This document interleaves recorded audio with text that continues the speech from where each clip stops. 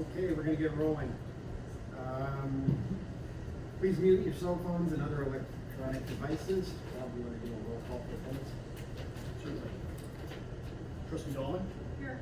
Trustee Swart? Here. Trustee Dearborn? Here. Trustee Heppenstall? Here. Trustee Mancini? Here. Trustee Craig? Here. And we'll do the pledge of allegiance as we swear. Pledge allegiance to the flag of the United States of America and to the republic for which it stands, one nation, under God, indivisible, with liberty and justice for all. Okay, let's do a quorum check. Certainly. Next meeting is May 10th study session. I think we checked the schedules a couple times on that, so we should be good to go. May 17th, have you out? Yep. Anybody else on May 17th? Good. Okay. Thank you. Okay, I'll open it up for public comment.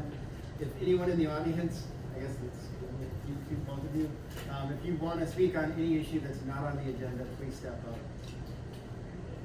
Otherwise, if you're here for something on the agenda, you're done.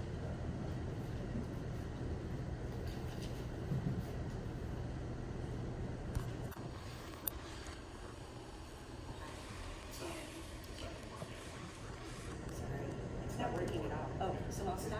Got it. Then I'll stop. I'm sorry. I know, sorry, I'm slow sometimes. Hi, I'm Liz Kunkel, 1303 Holly Lane. I'm an EFC commissioner, a plan commissioner, and the head of Go Green Winnetka. And in advance of the conversation on extending the recycling contract, I wanted to say thank you very much for adding food scrap collection to that contract. I had a flashback a couple hours ago in advance of this meeting today to the meeting about this time 5-6 years ago when the council was reviewing the results of the survey that were the start of the modified pay-as-you-throw and backdoor versus curbside and fee versus property tax, and composting was included in that. And I remember really specifically, I remember being excited that it was included in the survey in the first place, and disappointed when the community results were roughly, I think it was sadly close to 60% of residents said they weren't quite ready to commit to a curbside service yet. And I was so then excited, it was like a little roller coaster. Then I was excited again at the village council meeting when I think President Rintz said, well, I guess that means we have some more educating to do. It's not like he said, okay, we're done, nobody wants this. He said, clearly we have some work to do. So I'm really, really, really excited that here's where we are. And I really am glad to be part of this process and glad to figure out how it works for Winnetka, because curbside is just one of many ways, many models, and many options for composting. And I think all of them are important, including backyard. And we in Winnetka have a unique opportunity to compost and frankly not use any service at all, and compost what we can in our backyard and just use these amazing services for what we can't accommodate in our backyard. But we want to do what we can here. It will help our soil, it will help our stormwater. Everyone who just watched all the rain come today, we get more compost in this soil, in our clay heavy soil. It's going to hold the water better, it's going to grow better plants that slows the water down, it's going to slow the erosion, slow the runoff, build better plants, grow better food for all of us. So I'm just super excited that it's part of the conversation, so thank you for working on it. And hi Gio, I'm Liz. And thank you for making it happen. Thanks. Thank you. Anybody else? Reports, we'll just start at the end. No report. No report? No report? Yeah, we had two plan commission meetings last week, Monday and Wednesday. Monday was a special plan commission to discuss just the comp plan with all the pillars. And Wednesday we had some regular agenda items, but also largely discussed the 24 comp plan. We made a lot of progress, but still have our work cut out for us before it comes up to council. Nothing other than some views on the fire department annual report came out. It's just a very nice comprehensive piece that they do, very professional, and just kind of speaks well to kind of how good the fire department is here. And I have the report, Rob. Nothing to see. No. Great. Okay. Does any trustee wish to remove an item from the consent agenda for a separate vote? May I have a motion to approve the final form of the consent agenda? So moved. Second? Second. Okay, roll call, or voice vote. All in favor? Aye. Opposed? Certainly. Approval of village council minutes for the April 12th, 2022 study session. Approval of warrant list dated April 5th, 2022 through April 18th, 2022 in the amount of $1,376,429.01. Resolution number R53, 2022, awarding an agreement to Avalon Petroleum Company for the purchase of fuel. Resolution number R55, 2022, awarding a contract to Midwest Mechanical LLC for HVAC services. Resolution number R56, 2022, approving the Sixth Amendment to a license agreement with New Singular Wireless PCS. Resolution number R57, 2022 sewer relining program. Resolution number R58, 2022, purchase of software license for Liftoff LLC. Resolution number R60, 2022, waiving bidding requirements for the purchase of bulk rock salt and approving a purchase order with Morton Salt Incorporated. Resolution number R61, 2022, awarding a contract to GML Contractors for dredging services. Thank you. May I have a motion to approve the consent agenda by omnibus vote? So moved. Second. Roll call vote? Trustee Apatow? Yes. Trustee Dahlman? Yes. Trustee Swerk? Yes. Trustee Dearborn? Yes. Trustee Mancini? Yes. Trustee Craig? Yes. Okay, moving on, ordinances and resolutions. Ordinance number M-9-2022, 1183 Scott Avenue, annexation and zoning. In 2018, the village council adopted a resolution approving an intergovernmental agreement pertaining to certain parcels of land located partially in the village of Glencoe and in the village of Winnetka. Council has now set to hold a public hearing and consider introduction and possible adoption of ordinance number M-9-2022. And we're going to present it for us. Very briefly. This evening, we have a request to annex a portion of a lot that is in Glencoe into Winnetka. In 2006, we had 58 of these lots that were divided in this way. Since then, 48 of them have been annexed into the village, and there are 10 remaining, including this one. And the property owner has requested that you annex that portion into the village, which is what you would have the public hearing on tonight, and the ordinance would do. Village of Glencoe has already approved the ordinance, the annexing that portion of the lot. So once the council approves it, we would then record the documents with the county to make it official. With that, I'd be happy to answer any questions. David, is there any expiration of the IGA? No, there isn't. I believe we left it open. I'll double check that, but I believe we left it open this time. How many of these have been done before? What do you say? A lot. 48 of them. Most of them were done at one point in time, and then there were 12 remaining. We have done 2 in the last 3 or 4 years, and then this would be the 3rd one. There's no adverse impact or problems in any of these from the past? No. Okay. I'm just curious because I wasn't here. How did they end up with such a kind of teeth, missing teeth sort of model across that border? Well, originally it was a straight line across. Okay. And then at one point in time, the village entered into an intergovernmental agreement with Glencoe to encourage people to annex into Winnetka, but not everyone agreed to voluntarily do that, which left us with 12 at that point in time. And then in 2018, one of the property owners that was remaining asked to be annexed, the rest of it. And then at that point, since the IGA had expired, the village entered into a new intergovernmental agreement with Glencoe to establish a process by which people could annex the rest of the parcel. And all the lots that are either eligible or have get their public services from Scott Avenue, so they're getting public services from Winnetka, even though a portion of their lot wasn't in the Correct. But they weren't able to access Park District facilities and so on. They were Glencoe Park District, is that right? Yeah, So- the boundaries weren't aligned for many of those properties with the Park District, and over time, they become our action only takes care of the Village of Winnetka corporate limits. Right, but Our then they can take action- the next step to go to the park district. They would need to go to the park district to request that from the park district's perspective, that it would be included in the Winnetka Park District. So our action only addresses the village corporate limits. It does not impact the park district, limits. And the advantage from the village standpoint on this again is what exactly?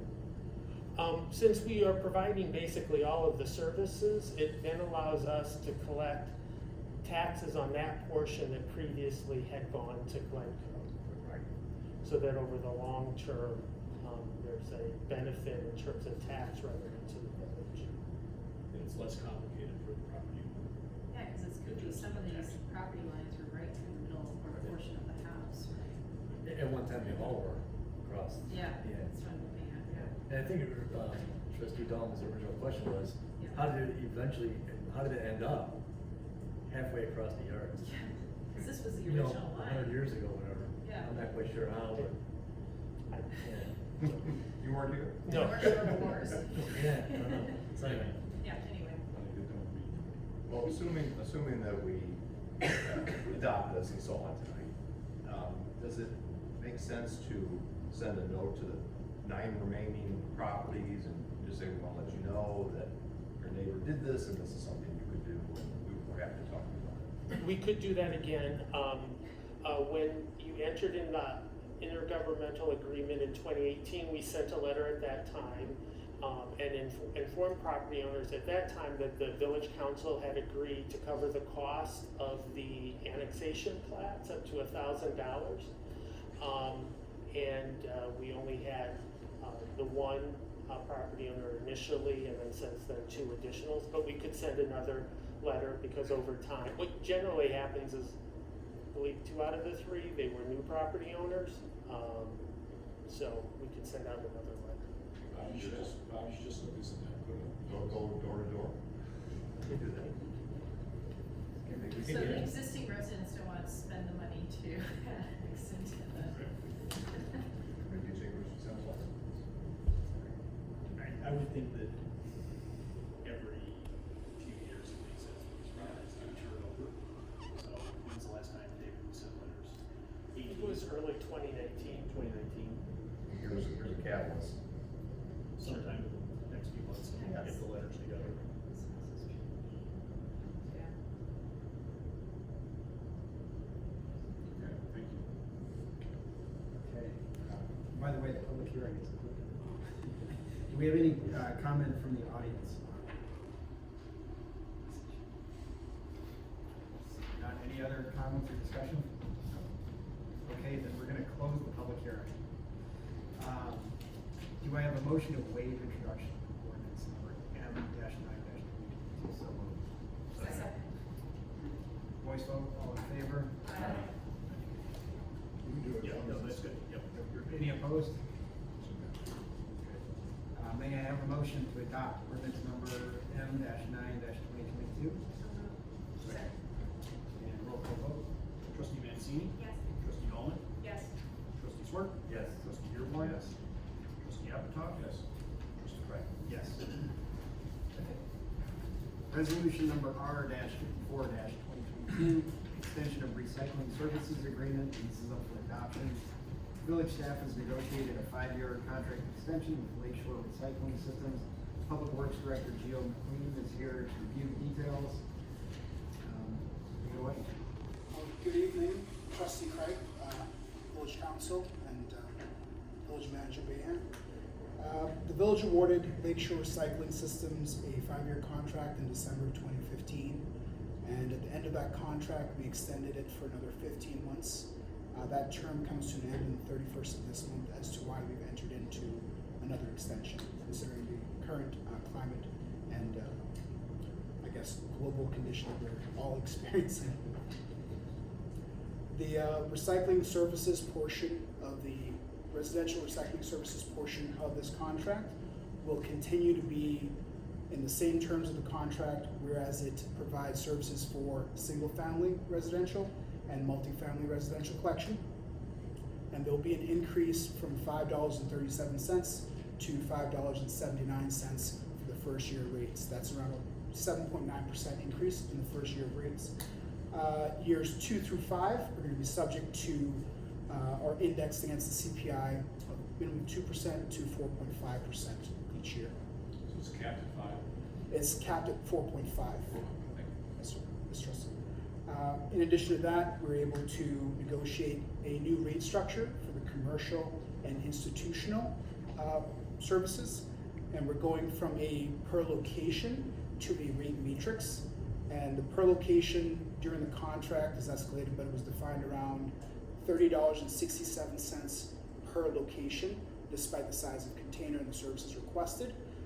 We've kind of drawn some lines with Lakeshore Recycling to form something that's a little more palatable for them and for us, and allows our commercial customers to adjust their container size and the frequency of their collection.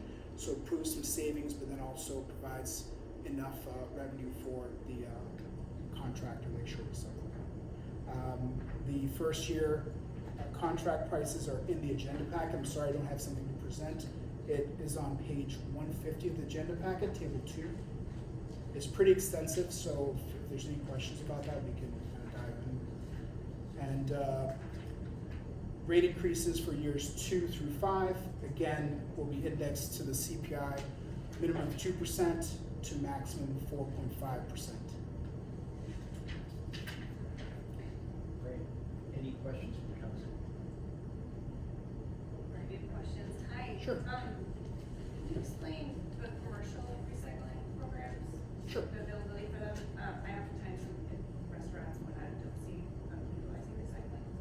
So our commercial refuse rates are built of 2 parts. They're built of a refuse portion that we do in-house, and then the recycling portion is contracted out. This is the recycling portion of that rate that Lakeshore Recycling initially in the 5-year contract provided a quote per location, and that it was a little more than they bit off a little more than they could chew with that pricing structure, because the commercial customers could adjust their frequency or their size of a container, and Lakeshore Recycling would be operating a loss because they couldn't adjust that rate structure due to the contract. So now having a rate structure that is a rate matrix that has a container size with a frequency, it gives the customer and Lakeshore Recycling to actually get a cost of service that's effective for both parties. Do we know what percent are utilizing it? So there's a lot of shared services out there with the businesses where they'll have a shared location, there may be half a dozen that are working that way. So in this case, they can still share, but they'll have to determine the size and the frequency, and then we'll reflect that in direct bills back to the customer. And that's all really gonna get worked out over the next 6 months and then be implemented after the first year. As Director McClick is gonna say, the other option here is the food waste composting for the commercial sector, which Right. is based on a la carte service, and we think that there's some real opportunity to divert even more of the waste stream in food waste composting, especially with restaurants. Yes, we were able to negotiate composting a la carte for the commercial customers, and that would be at a container per week rate, per week frequency, but the rates would be monthly. So each of the commercial customers could select through Lakeshore what size container they want at what frequency, and Lakeshore would bill them directly, and it'll just be a streamlined process after that. It will take some communication from the village along with our business liaison to make sure we communicate properly and make sure it's an effective program moving forward. That was my next question, of how are we gonna, there's so many new restaurants in town. Yes. And explaining this program to them and the advantages, having a list go by and tell them all the benefits of it would be great. And I'm also assuming that the EFC committee will assist us in kind of communicating that effectively to those commercial customers. We'll be working on our promotional materials, leave behind with the businesses that are interested in the a la carte services or the commercial collection type matrix and frequency type of container.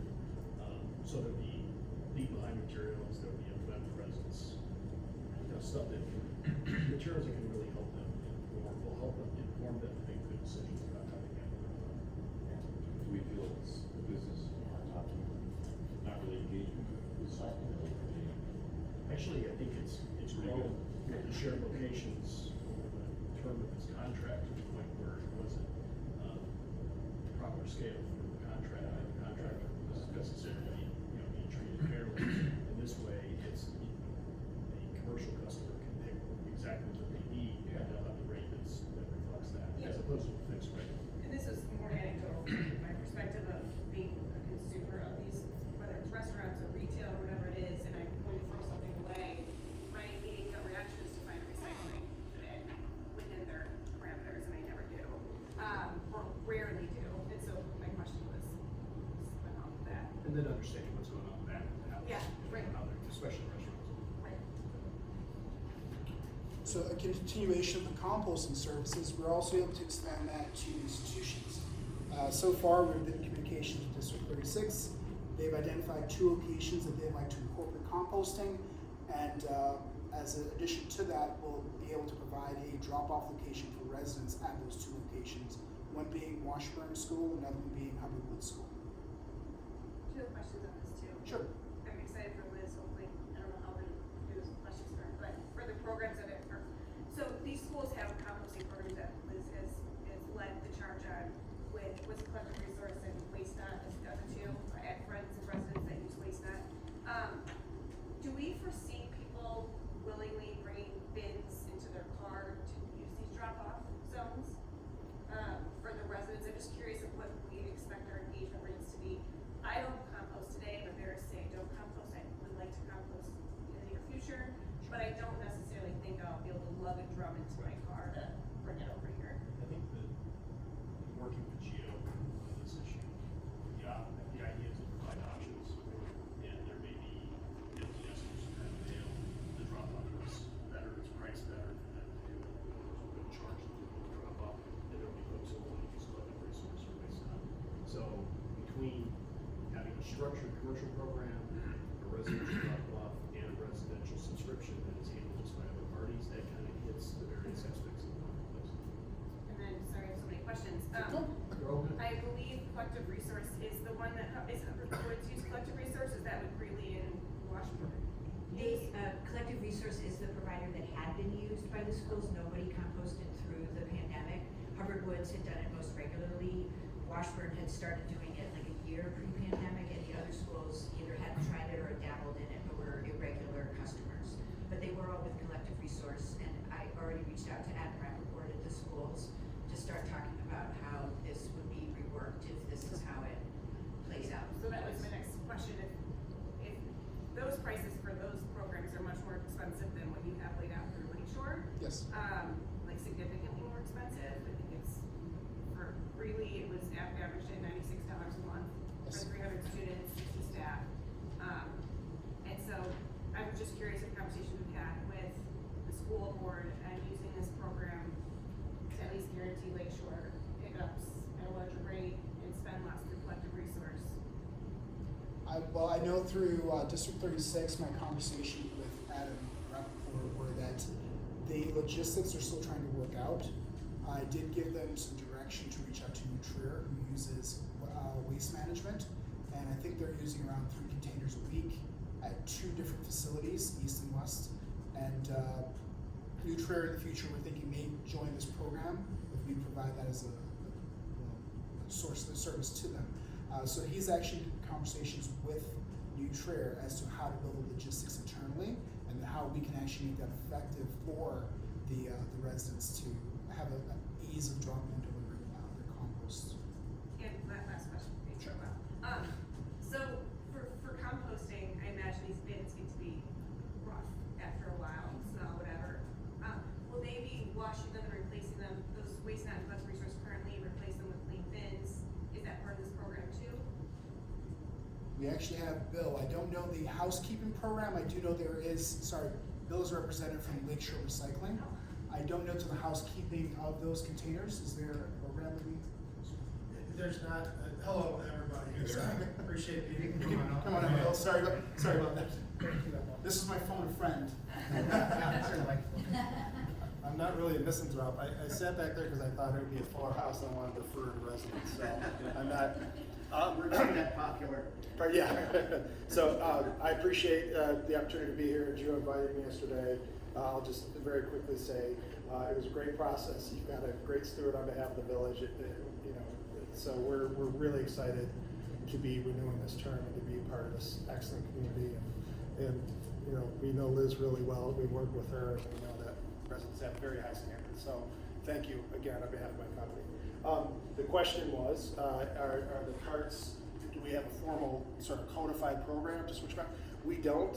I don't know, it probably won't be too many carts, or at least at first. Right, at first, Yeah. signs will serve about 3 containers a week, or 1 container 3 times a week. Yeah, so, if it comes to a point, if you're not using liners, I would say the first thing is in warm runs, you probably just wash them out with soap and water. That usually does the trick. But no, if we need to switch them out, we'll switch them out. They're not pervious; they could get gnawed Are at by. liners recommended? Pardon? Are liners recommended in this type of? Some people use them. Not everybody does. Grocery stores use them just because they go through so much. It's such a more robust program with a lot of those places. But it's really, as long as they're BPI bags, which means they'll, if we're taking the bags with us, that they'll compost at a proper rate. People can use those, and that will just keep them that much more sanitized. But, so I'm being garrulous. If you need new carts, if it's once every month, I might say, "Gee, come on, what are you doing there?" But otherwise, I appreciate it. Thank you. And likewise, Trustee Mancini, those again are some logistics I'd like to work out with Adam and Nutrier, or District 36 and Nutrier, to determine what they may want to do on their side to make sure housekeeping is being taken care of. Great, thank you. My kids, they just moved to Met. They lived in North of Muse. They started the program for scraps. And it got rough. It was not pretty for a while, so I kind of say that if you do liners, it's really nice. Awesome. It's a great program. There'll be some growing pains, but Yeah. we'll work it. I'll do it. Thank you. Any other questions? I just have a quick question. I think this is fabulous, right? And we're providing more options. I'm just curious what other communities do. I mean, do other communities have, as part of the village program, curbside or backdoor composting? But, it'd be great if we could all have yards to incorporate it all, but, for those who don't feel like they can, or they don't have the space to, are we measuring ourselves against other communities that are a little bit ahead of us on this journey? Trustee Dahlman, I think we're kind of ahead of the game considering the restrictions we have, knowing that we still service refuse in-house. And it kind of limits us to what we can provide to the residents. As an example, one of the composting programs or possibilities is to include your yard waste. But we still take care of yard waste internally. So if that was one of the services that we sourced out to Lakeshore Recycling, that might be another way of complementing the composting program to all residents. But unfortunately, during this negotiation, that wasn't something we pursued. It was kind of, we're seeing what was the easiest way of providing an option, a sustainable option for our residents without inconveniencing them. And then we weren't able to build the revenue figures together, what impact it would do to our budget, removing that yard waste from our refuse rates as well. But that's, yeah. And two pieces with the yard waste. The yard waste is collected by in-house staff and staged at our landfill. And our landfill is not permitted to have commingled yard waste and food scraps as a staging It area. seems like one big compost I pile. know, but it's not, and then the company that actually takes the yard waste to be composted will not take commingled food scraps at this point. So we might get there at some point, but One day. yeah, that would be one way to try to bundle the curbside approach with an existing program. Got it. And composting is very sensitive. It can be cross-contaminated really easily. So you want to make sure you're isolating what's being used as composting and not commingling other things with it. I was gonna ask you how the negotiations went, but I guess you're still talking to each other, so I guess that's. I don't know, Bill. I think we were pretty cordial for the most part. I think for the most part, I think we were talking beforehand, I think the old axiom is, a good deal on both sides, sort of national people a little bit. No, it was never contentious, always professional. Yes. I think, these are the times we live in where it's a very unpredictable economy, and so we're both trying to put backstops in to protect ourselves. And I think we both accomplished that. So yeah. Thank you. Any other questions? Any comments from the public? Sure. Come on up.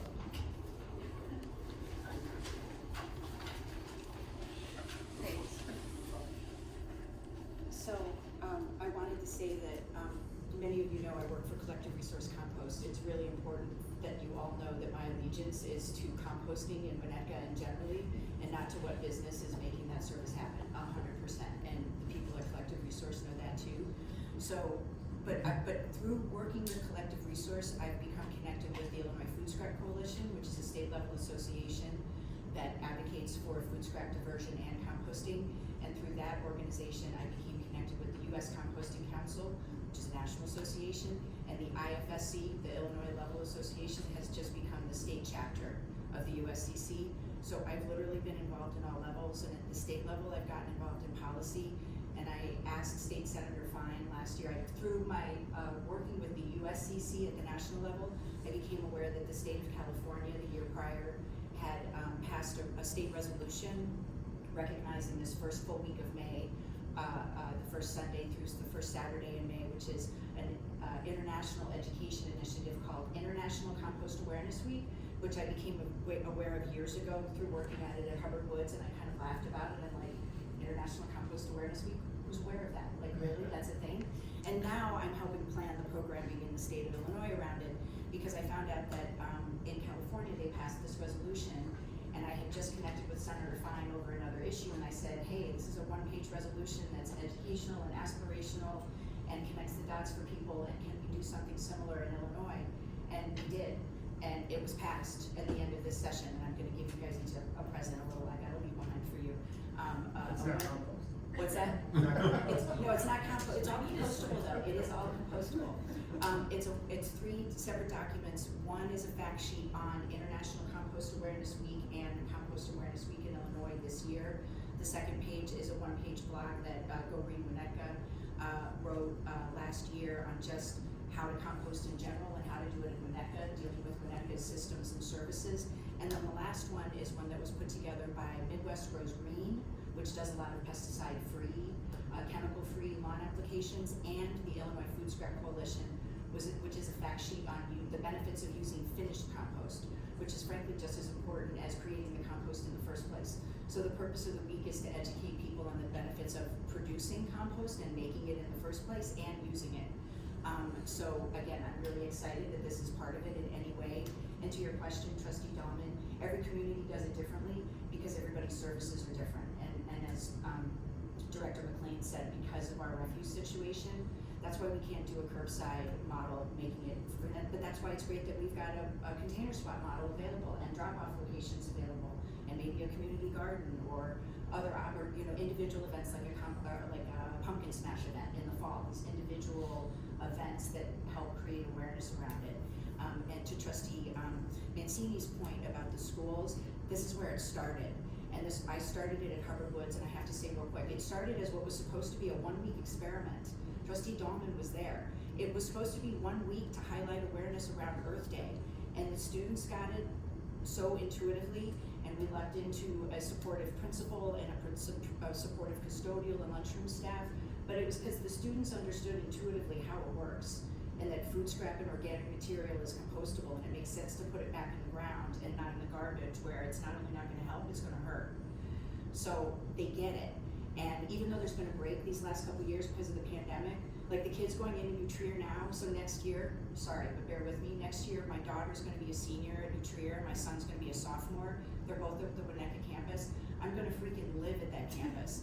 I'm gonna stalk the hallways. I'm gonna stand by the bins. Those kids, all those kids' classmates know me. I stand by the bin and they're like, oh, there's composting here. Where is it? I stare at the composting lady. There's the composting lady. That's what they know me as. And I'm not known in Wilmette or anything like that, but the kids in Wilmette have done it in their schools too, because they had an integrated, unified cafeteria, so they were able to do it district-wide. Again, in Winnetka, it's been piecemeal, but a lot of the kids have touched it. And the system he started at New Trier is amazing. Dafton Blair started it 4 years ago. He owns it. He created this amazing system. They've got a different system at the East Campus because their cafeteria is different. So every school does become a little bit different, but again, without overstating it, this is literally what I do, whether I get paid for it or not. This is what I do all the time. I wanna help schools, the village, public works, residents, everybody. I want to reduce your food waste and compost it and use our compost to our benefit. That's it. So I'm gonna hand these out now, sorry. Thank you, sorry about the soapbox. I love the passion for the compost. Sorry, I know, that's literally what I do. I'm sorry, I only have 70, so I'll just pass them and share them, and I have soft copies if anybody wants them, obviously. Thanks. Thanks, Liz. Okay, and thank you. So, Thank you. The last additional services that we have for this contract extension is for the spring cleanup. Historically, Lakeshore Recycling's been providing the service to us. We were able to negotiate a pretty decent rate going through for the next year, continuation of our 2022 rates for year 1, and the year 2 through 5 rates are going to be subject to the CPI, index of the CPI from minimum 2% to 4.5%. I think that's the majority of the services we're able to consolidate into this new contract extension. So I'd like to request the council's approval to adapt the resolution waiving the competitive bid and extending an agreement with Lakeshore Recycling Systems for the collection and processing of recycled materials. One last question. Sure, no. Why is the first year jump so significantly and then we based it off of, CPI? CPI is pretty close. It is 7.9, okay. The CPI at the time that we were through negotiations was around that point, and that's what we used as a marker to make the first year adjustment. Any other comments or discussion? Okay. May I have a motion to adopt resolution number R-54-2022? Second. Roll call vote. Trustee Mancini? Yes. Trustee Appleton? Yes. Trustee Ullman? Yes. Trustee Swerve? Yes. Trustee Dearborn? Yes. Trustee Craig? Yes. Okay. And, yeah, thank you, Gino, and thanks to Lakeshore. and Thank you so Liz. much for your time. Thank you. Great work. Okay, old business, there is none. New business, there is none. There are no appointments. There is no closed session. Brings us to, may I have a motion to adjourn? Second. Roll call vote. Trustee Dearborn? Yes. Trustee Mancini? Yes. Trustee Appleton? Yes. Trustee Ullman? Yes. Trustee Swerve? Yes.